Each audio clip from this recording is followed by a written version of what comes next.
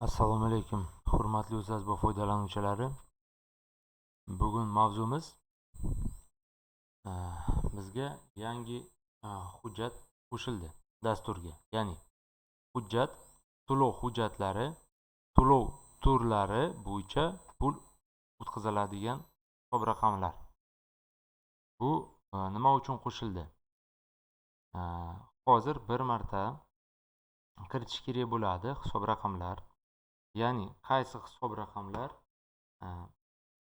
qaysi turlarga o'tadi va keyinchalik so'rovnoma shakllantirgandan keyin to'lov topshiriqnomalar avtomat shakllantirayotgan bo'ladi.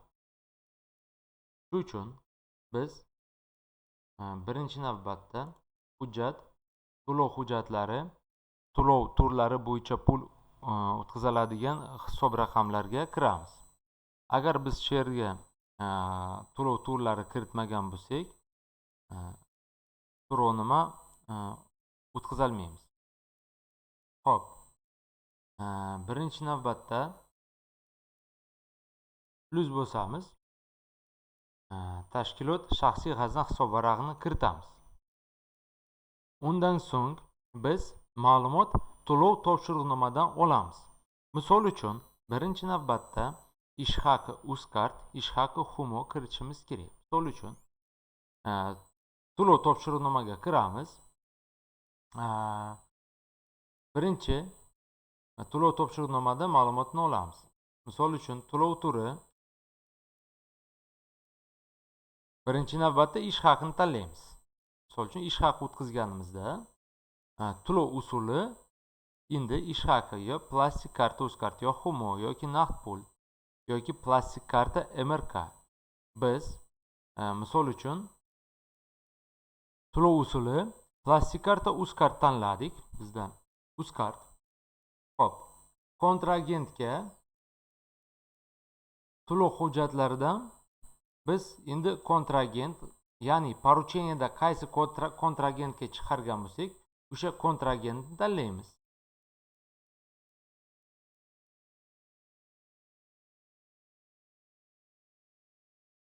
Kontragent tanladik va tegishli hisob raqam.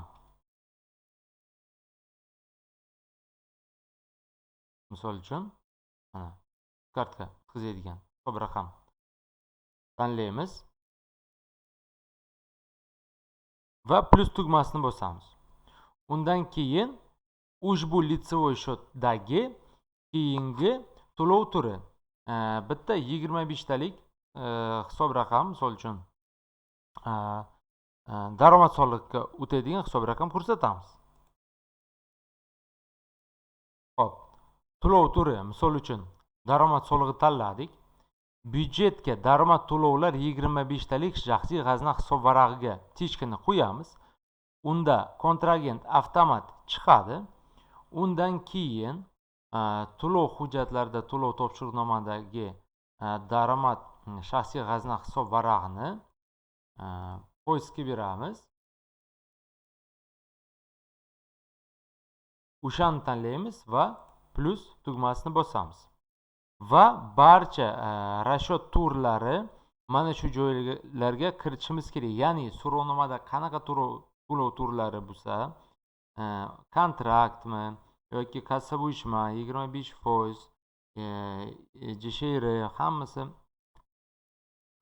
o'shani kiritib saqlash tugmasini orqali va yaratilganga o'tadi. Undan keyin провести o'tkazish, qabul qilish tugma orqali tasdiqlaymiz. Va undan keyin so'rovnoma shakllantirgandan keyin to'lov hujjatlari avtomat shakllanayotgan bo'ladi. E'tibor uchun rahmat, sog' bo'linglar.